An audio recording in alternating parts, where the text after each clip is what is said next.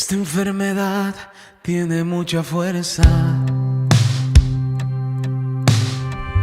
y la soledad ya tocó mi puerta. Siento que estoy solo, que todos se han ido. Ya no puedo más con esta tormenta, pero estoy confiado porque tengo fe. Fe que me acompaña, con la que venceré. La fe de María, la fe de Abraham, la que me levanta y me hace gritar y cantar que tú eres más fuerte. Y aunque no hayan salidas, y aunque me duela la vida, tú eres más. Noé hizo un altar, y ese altar en este momento es el altar de la Eucaristía.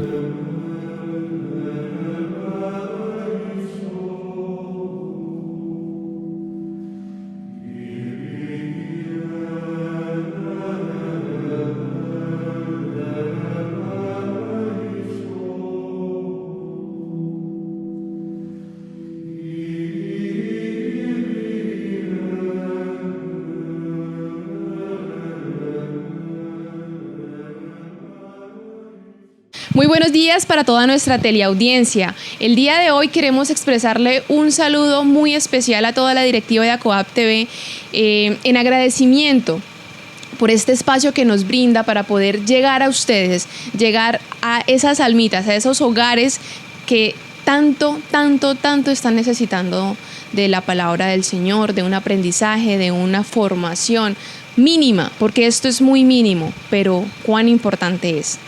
En el día de hoy, en este programa, Conociendo a Cristo, nos encontramos de nuevo con Gerson Ríos, en el cual nos va a hablar de un tema supremamente importante, un tema tan maravilloso, tan místico, que no les cuento más. Cuéntanos, Gerson, ¿de qué se va a tratar este programa? Gracias, Lina.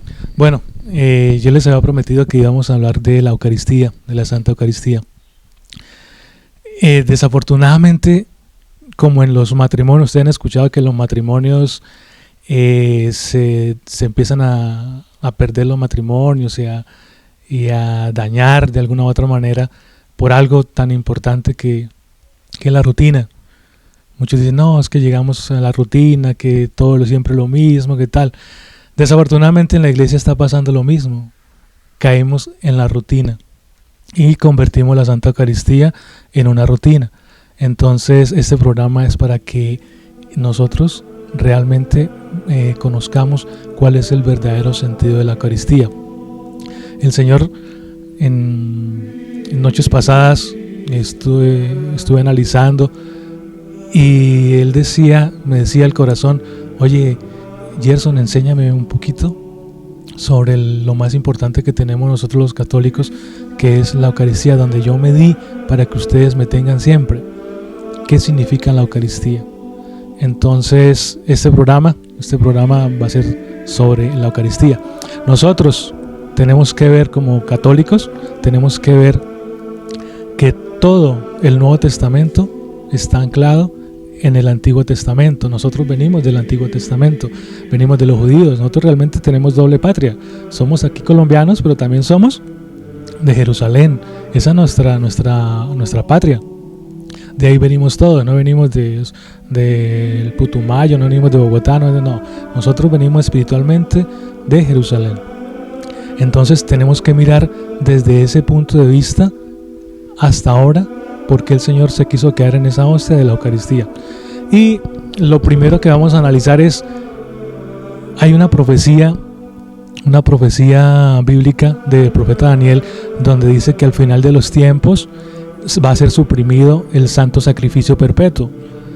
Entonces, empezando con esa profecía del profeta Daniel, y que el Señor Jesucristo la retoma en el Evangelio de San Mateo, donde nos dice que en el final de los tiempos se va a terminar o se va a suprimir el sacrificio perpetuo y van a pasar muchos acontecimientos antes de su venida. Entonces me tengo que retomar al Antiguo Testamento y a lo que dijo Cristo, ¿sí? Cristo lo enfatizó, Cristo nos lo dijo, ese sacrificio perpetuo. Entonces ustedes se preguntarán, ¿cuál es el sacrificio perpetuo? ¿Cuál es ese sacrificio perpetuo? En la antigüedad, todos los habitantes de Israel, el pueblo de Israel, el pueblo escogido de Dios, empezando por Abraham, después su pueblo, todos buscábamos la manera de adorar a Dios, porque el Señor nos trajo para eso, para que lo adoráramos a Él.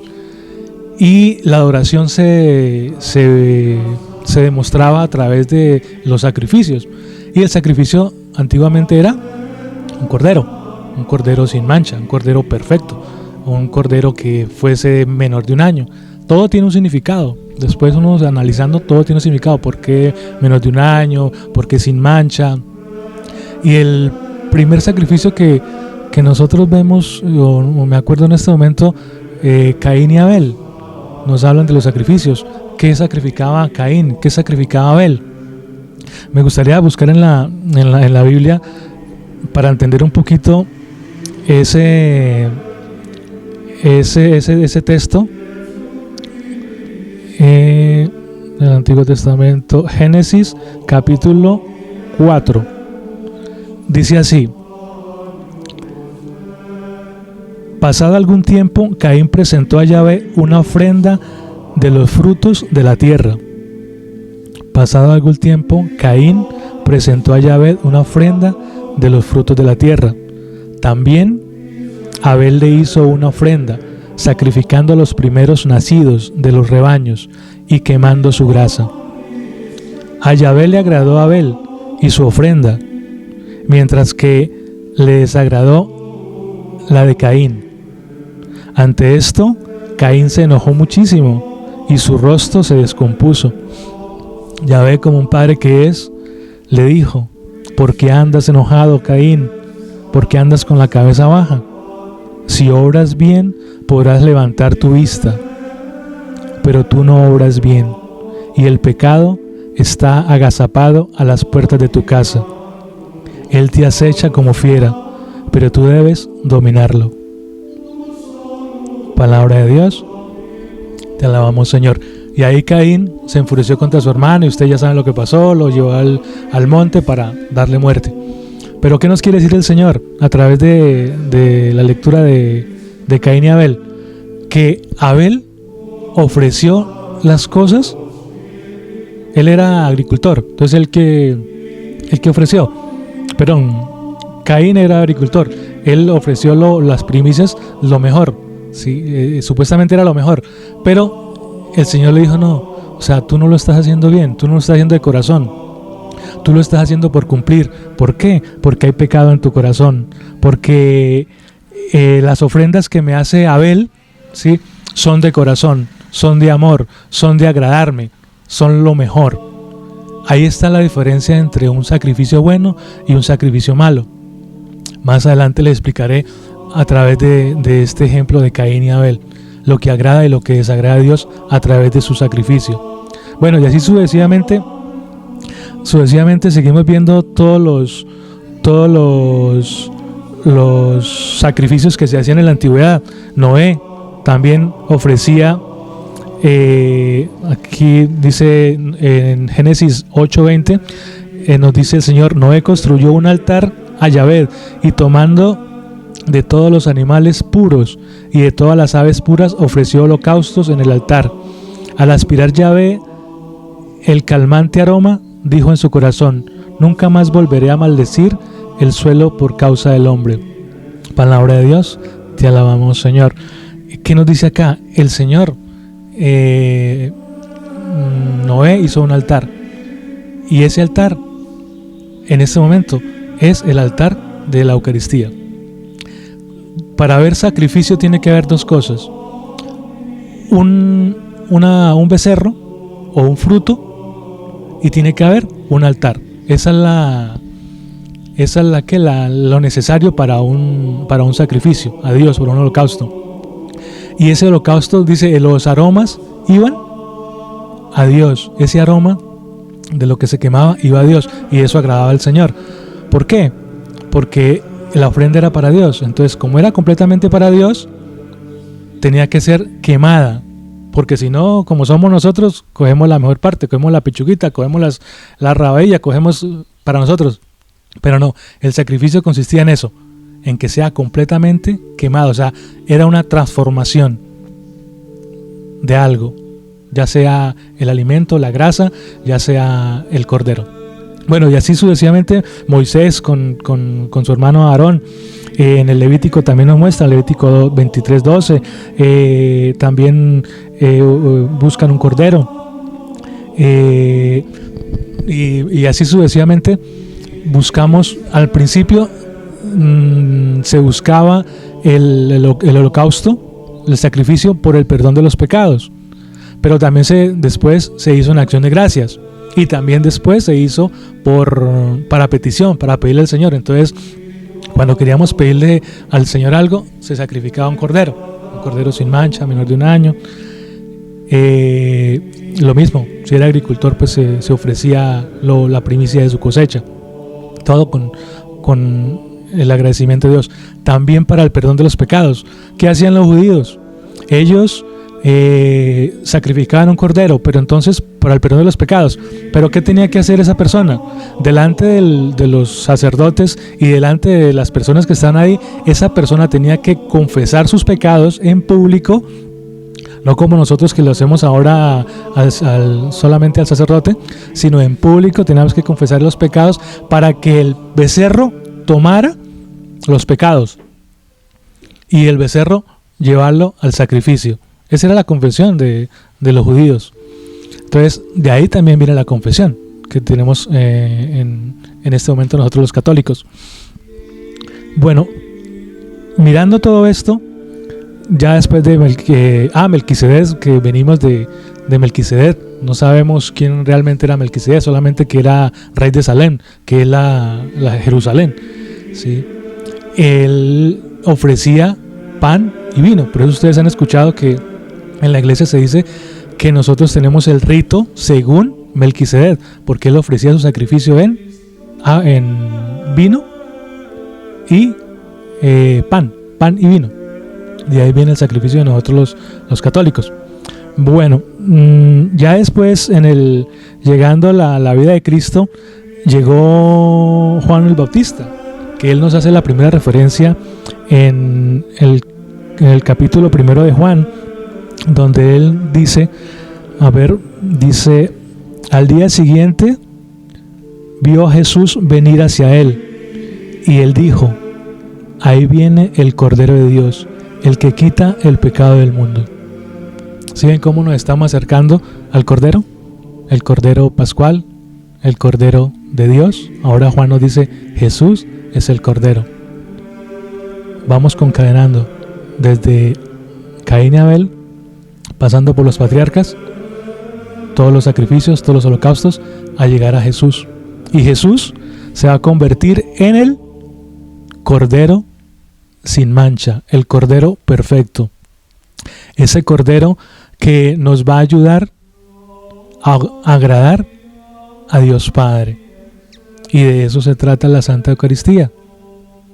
Cómo el Señor se hizo pan, se hizo en ese pedacito de pan, se hizo así de chiquitico, en la humildad más grande, para que nosotros lo ofreciéramos a Él en holocausto a nuestro Padre. Ese es el sentido de la Eucaristía. Cuando nosotros vamos a la Eucaristía, vamos a sacrificar a Cristo en la cruz. Se renueva ese sacrificio al Señor, a Dios Padre, por intermedio del sacrificio de Jesús. Eso es la Eucaristía, realmente. Cuando vamos a la Eucaristía y no tenemos esa concepción, esa convicción de que Cristo va a ser sacrificado por mí, no sabemos a qué vamos a la Eucaristía. No sabemos. Vamos por cumplir, vamos porque nos toca, pero realmente ese es el sentido de la Eucaristía. Por eso Me acuerdo tanto que le preguntaron a Padre Pío que si en la Eucaristía se debería aplaudir y se debería cantar de gozo. Y el Padre Pío les dijo, pues si a ustedes les gustaría en un funeral que les aplaudieran y les cantaran, es cosa de ustedes, pero es de sentido común. Y ahorita en el capítulo 6 de Juan, el Señor nos va a hablar sobre el pan eucarístico, cómo el Señor se hizo carne. Ya regresamos. Que tú eres más fuerte que mi enfermedad, mucho más fuerte. Y aunque no hayan salidas, que tú eres más fuerte que mi enfermedad, mucho más fuerte. Y aunque no hayan salidas. Bueno, hermanos, para entender un poquito, vamos a leer prácticamente todo el Evangelio, el capítulo 6 del Evangelio de San Juan. El Señor no se había gastado tanto tiempo hablando, ni siquiera en el Sermón de la Montaña, explicando una situación como esta, que es complicada para entender. Capítulo 6, desde el versículo 32, vamos a leerlo. Dice el Señor: Jesús contestó, en verdad os digo. Cuando el Señor dice en verdad os digo, es porque realmente es importante. Dice, en verdad os digo, no fue Moisés quien les dio el pan del cielo, es mi Padre el que les da el verdadero pan del cielo. El pan que Dios da es aquel que baja del cielo y que da vida al mundo. Ellos dijeron, Señor, danos siempre de ese pan. Jesús les dijo, yo soy el pan de vida. El que viene a mí nunca tendrá hambre, y el que cree en mí nunca tendrá sed.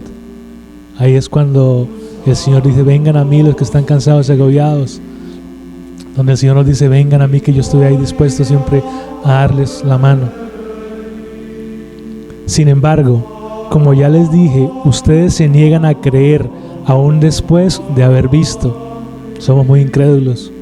Toda la vida, desde nuestros antepasados hasta hoy, somos demasiado incrédulos. Somos como Santo Tomás, hasta no meter el dedo en la llaga no creemos.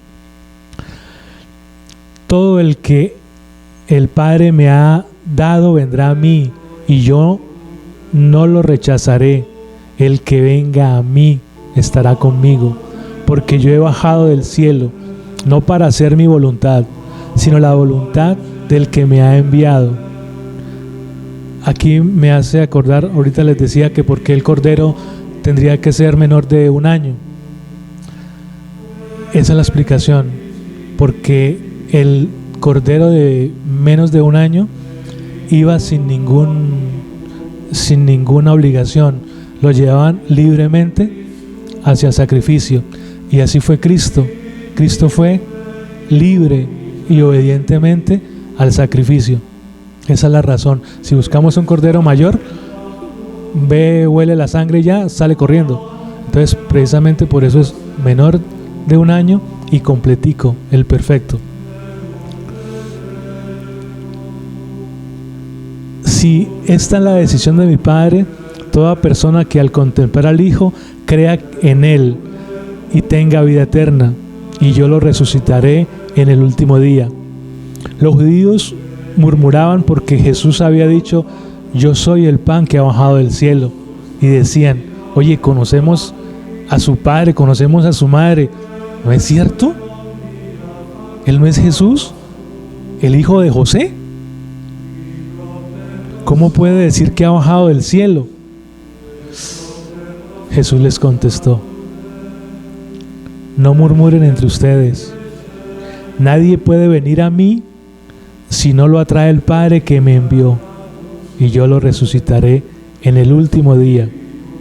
Está escrito por los profetas, serán todos enseñados por Dios, y es así como viene a mí toda persona que ha escuchado al Padre y ha recibido su enseñanza. En verdad les digo, el que crea tiene vida eterna. Yo soy el pan de vida. Sus antepasados comieron el maná del desierto, pero murieron. Aquí tienen el pan que baja del cielo, para que coman y ya no mueran. Yo soy el pan vivo que ha bajado del cielo. El que coma de este pan vivirá para siempre. El pan que yo daré es mi carne, no representa mi carne, es mi carne, y lo daré para la vida del mundo. Los judíos discutían entre sí, ¿cómo puede éste darnos comer de su carne?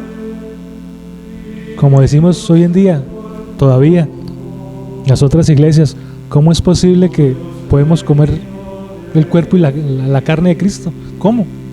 Porque es Dios. Jesús les dijo nuevamente, en verdad, o sea, créanlo, les digo que si no comen la carne del Hijo del Hombre, no beberán y no beben su sangre, no tienen vida en ustedes. El que come mi carne y bebe mi sangre, vive una vida eterna, y yo lo resucitaré el último día. Mi carne es verdadera comida, y mi sangre es verdadera bebida. No es una representación. El que come mi carne y bebe mi sangre permanece en mí y yo en él. Eso es la comunión con Cristo. Cuando nos vamos a comulgar, vamos a vivir y que Él viva en mí. De cierto os digo, si no coméis la carne del Hijo del Hombre, ni bebéis su sangre, no tenéis vida. Quien come mi carne y bebe mi sangre, tiene vida eterna, y yo le levantaré en el día postrero. Porque mi carne verdaderamente es comida, y mi sangre es bebida. El que come mi carne y bebe mi sangre permanece en mí, y yo en él. Así como me envió el Padre viviente, y yo vivo por el Padre. Asimismo, el que me come también vivirá por mí. Este es el pan que ha descendido de los mismos cielos. No como vuestros padres que comieron el maná y murieron. El que come de este pan vivirá eternamente. Este es el pan que ha bajado del cielo, pero no como el de vuestros antepasados que comieron y después murieron. El que coma de este pan vivirá para siempre. Al escucharlo, cierto número de discípulos de Jesús dijeron: este lenguaje es muy duro, ¿quién querrá escucharlo? Como los que se han separado de la iglesia. Esto es muy duro de entender. Jesús se dio cuenta que sus discípulos criticaban su discurso y les dijo: les desconcierta lo que les he dicho, ¿cierto? ¿Qué será entonces cuando vean al Hijo del Hombre subir al lugar donde estaba antes? El Espíritu es el que les da vida. La carne no sirve para nada. Las palabras que les he dicho son espíritu y son vida. Pero hay entre ustedes algunos que no creen, porque Jesús sabía desde el principio quiénes eran los que no creían y quién lo iba a entregar. Palabra de Dios. Te alabamos, Señor. Tremendo, Señor. Es fuerte, es tajante. O sea, eso me enamora del Señor, que el Señor es correcto, Él va a lo que es, sin tapujos, sin mentiras, sin engaños. Él dice lo que es. Él no dice esto representa, esto va a ser una representación de mi cuerpo. No, esto es mi cuerpo, esto es mi sangre. El Señor se ha querido quedar, Él dijo que se iba a quedar con nosotros hasta el fin del mundo, a manera espiritual, pero también en la manera física. El Señor está ahí. Cuando nosotros vamos a visitar el Santísimo, la hostia es el Santísimo Sacramento, el Señor está ahí vivo y presente. Grandes místicos y personas que el Señor le ha dado esos dones de visión, esos dones carismáticos del Espíritu, de poder ver lo que hay en esa hostia, de los rayos que salen de la Eucaristía. Es como cuando tú te acercas al sol, tú sientes que te quema, ¿cierto? Sientes que arde. Lo mismo pasa en la parte espiritual. Cuando tú te acercas en la adoración al Santísimo, tu espíritu siente que se quema. Si tú tienes alguna contaminación espiritual, si tú tienes algún demonio que te está atormentando, créeme que el Señor lo está alejando, porque Él no puede soportar la presencia de nuestro Señor. Y muchos testimonios. Me acuerdo de un testimonio de un muchacho, amigo, en ese seguimiento espiritual, que tenía una infestación, un espíritu inmundo que lo estaba atormentando terriblemente, y llegamos a la capilla, a la iglesia de Girón, a la basílica de Girón. Íbamos todos caminando, íbamos con un grupo de 8 personas, y el muchacho, a medida que iba avanzando hacia adentro del altar, él no podía entrar, él se quedaba, él se reprimía, y yo lo miré y lo tomé de la mano, y como sabíamos que él tenía un problema espiritual, yo la verdad no sabía o no me he dado cuenta que al entrar a la capilla de Girón, a mano izquierda está el Santísimo expuesto. Claro, esa era la razón porque el muchacho no podía avanzar hacia donde íbamos todos. ¿Por qué? Porque ahí estaba Cristo. ¿Saben lo que él me dijo? Sin saber que el Señor estaba ahí, el muchacho me dijo, el Señor mío está expuesto, me dijo el muchacho, porque no puedo avanzar. Así es la fuerza del Señor, y lógicamente no pudimos llegar a Él. Nos tocó retirarlo porque ya iba a reaccionar en liberación. Pero eso es para que ustedes se den cuenta de ese pequeño ejemplo de cómo la presencia del Señor está ahí, real, en cuerpo, alma y divinidad, en la Santa Eucaristía. Y ahí, en ese Evangelio de según San Juan, el Señor nos da todo lo que Él se quiso entregar hacia nosotros, el pan bajado del cielo, siempre va a estar con nosotros. La primera Eucaristía que se realizó fue en el Nuevo Testamento, fue con los discípulos de Emaús, y ellos no se dieron cuenta después.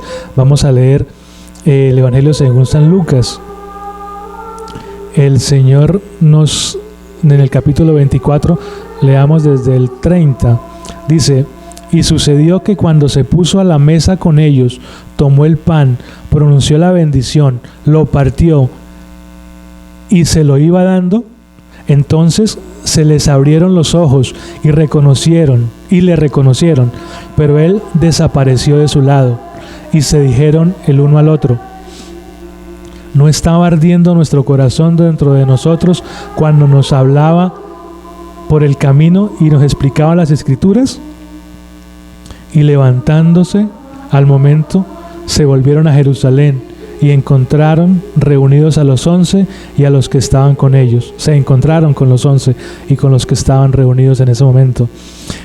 Y decían: es verdad, el Señor ha resucitado y se apareció a Simón más adelante.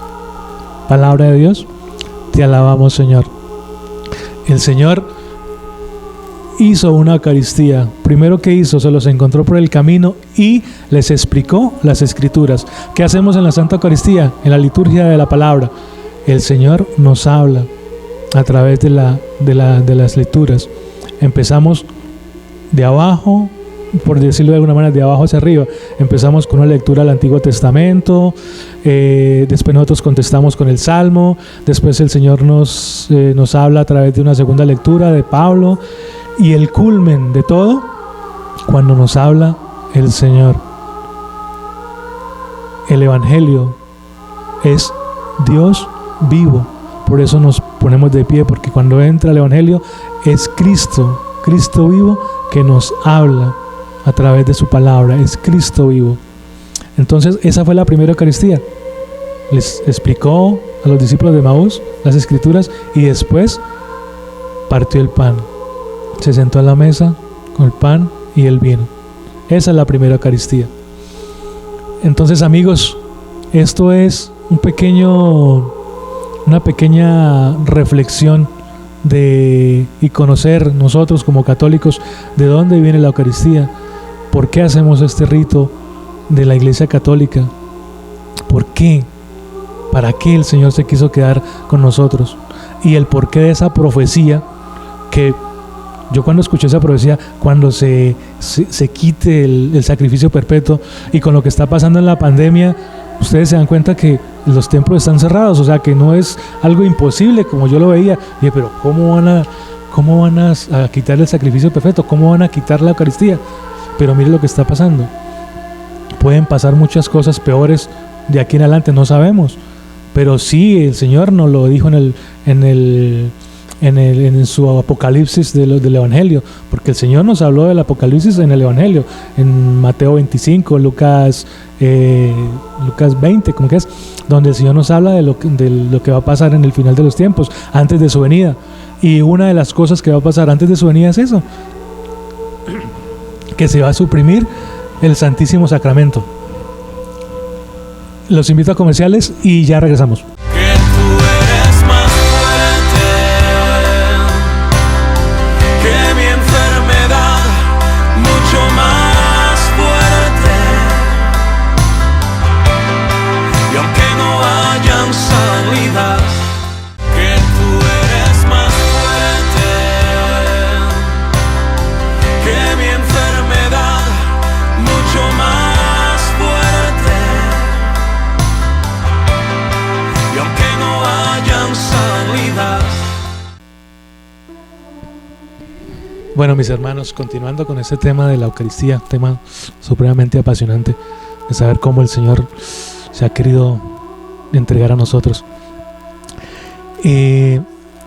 Cuando nosotros buscamos, o me pasaba a mí, yo no entendía el Antiguo Testamento, me parecía, entre comillas, un poco harto porque no lo entendía. Y empecé a avanzar sobre esto, pues me di cuenta que nosotros, lo que les decía al principio, nosotros somos judíos, venimos de raza judía, nosotros venimos de ahí, todas nuestras costumbres vienen de los judíos.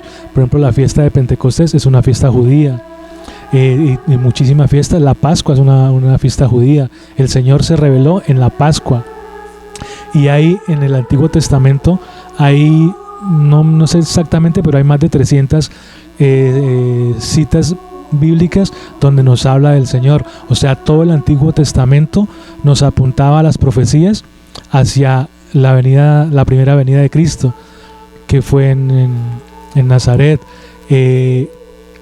Todo apuntaba a la muerte de Jesús en la cruz.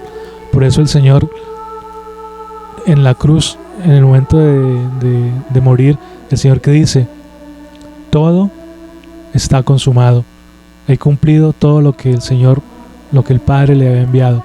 Y en ese momento, ¿qué pasó? Hubo un terremoto, y la cortina del templo, ustedes han visto la cortinita que hay en el altar, donde está el Santísimo, una cortinita azul, una cortinita blanca.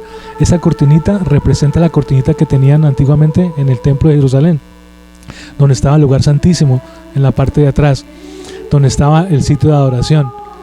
Apenas el Señor murió, se rasgó esa cortina, como diciendo: ¡prum!, se acabó esa adoración. Ahora viene la adoración de la nueva alianza. Y entonces la antigua alianza, el Antiguo Testamento, cayó para darle paso a la nueva alianza, al Nuevo Testamento. No significa que el Antiguo Testamento no valga. No es así. El Antiguo Testamento, el Señor vino ¿a qué? A darle plenitud, a enseñárnoslo de la manera correcta, en el amor de Cristo. Y ahora vivimos en el amor de Cristo, en Cristo. Hay muchas cosas que cayeron del Antiguo Testamento. Ustedes se acuerdan que antiguamente había 2 pecados que no se perdonaban. Por más de que se hicieran sacrificios, por más de que se matara un cordero, no había perdón. Eran para 2 pecados: uno el homicidio y el otro era el adulterio. Por eso a las personas adúlteras, a las mujeres, en ese momento era la mujer, también en eso cambió. La mujer, sorprendida en adulterio, era apedreada, era lapidada, ¿sí? ¿Por qué? Porque había la concepción de que no había ese perdón. Pero el Señor vino a decirnos: no, hay perdón para todos los pecados, únicamente no hay perdón para el que no se confiese, para el que no se arrepiente. Ese es el único detalle que hay. De resto, todo hay perdón. Desde que tú le pidas perdón a Dios de corazón, todo, el Señor lo va a perdonar. Que hay que reparar, que hay que enmendar, sí, hay que enmendar, hay que reparar, pero el Señor nos perdona y el Señor da una nueva vida, precisamente en Cristo, en comunión con Cristo, en la Santa Eucaristía. El Señor es muy bueno. Nosotros, créanme que no nos merecemos esto, porque somos malos, porque vivimos pecando de alguna u otra manera, pero el Señor nos ama, no porque nosotros seamos buenos, sino porque el Señor es bueno. El Señor es bueno, el Señor es santo, el Señor es puro amor, es pura ternura. Él desea que cuando nos vayamos de este mundo, vayamos a morar a su casa, a su hogar. Él no quiere que nos perdamos. El infierno existe, es cierto, el infierno existe, y el Señor no quiere que nos vayamos para allá. Por eso Él sufrió tanto, por eso Él murió de esa manera, murió azotado, murió crucificado, murió taladrado, para que tú te des cuenta, oye, no caigas. O sea, yo pagué tu libertad, pagué tu resurrección, porque es la resurrección de los muertos. Yo pagué por ti para que fueses al cielo, para que vengas conmigo. Ese fue mi precio. Pagué sangre, pagué hasta la última gota de mi sangre para que tú vengas conmigo. Esa herencia tan maravillosa. Y eso es lo que quiero dar a entender en este momento, que tú vales mucho, tú vales hasta la última gota de Cristo. Cuando tengas momentos de depresión, de dificultad, de querer quitarte la vida, de que todo se te viene encima, de que, oye, piensa una cosa, tú vales hasta la última gota de la sangre de Cristo. Y esa sangre de Cristo, que es comunión, la encontramos en la Santa Eucaristía. En el próximo programa les voy a enseñar cómo vivir la Santa Eucaristía, realmente, cómo vivir la Santa Eucaristía. En estos momentos de que estamos recluidos, que es templos cerrados, cómo podemos vivir la Eucaristía realmente y de una manera que el Señor le agrada.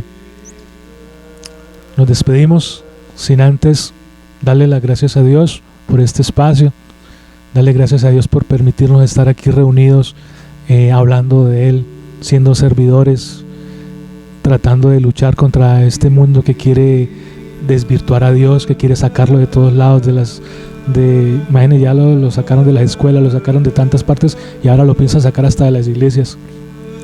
Entonces, digámosle a Dios en este momento: Padre amado, queremos conocerte cada día más, queremos amarte, queremos buscar cada día esa palabra tuya, esa palabra de consolación, de aliento, ese pan de vida que me alimenta, que me da tu paz, que me da tu alegría, que a pesar de tantas dificultades y problemas, estando contigo lo tengo todo. Gracias, Señor, por tu infinito amor, por tu infinita misericordia. Gracias por enseñarnos. Gracias por los sacerdotes, gracias por la iglesia, gracias por esos laicos comprometidos, gracias por esas personitas que se esfuerzan para llevar tu santa palabra y llevarte a conocer. Gracias por las personas también de este canal que nos dan la oportunidad de llevarte, de conocerte, de llevarte a los hogares, a los diferentes sitios donde estemos, por internet, en todo el mundo donde nos puedan ver. Que sea tu palabra, que seas tú, Señor, enseñándonos quién eres tú realmente. No desde el punto de vista de Gerson, sino que seas tú, Señor, enseñándonos a conocerte, a alabarte y a bendecirte. Bendito seas por los siglos de los siglos. Amén. Gloria al Padre, al Hijo y al Espíritu Santo, como era en un principio, ahora y siempre, por los siglos de los siglos. Amén. Dios los bendiga. Esta enfermedad tiene mucha fuerza y la soledad ya tocó mi puerta. Siento que estoy solo, que todos se han ido. Ya no puedo más con esta tormenta,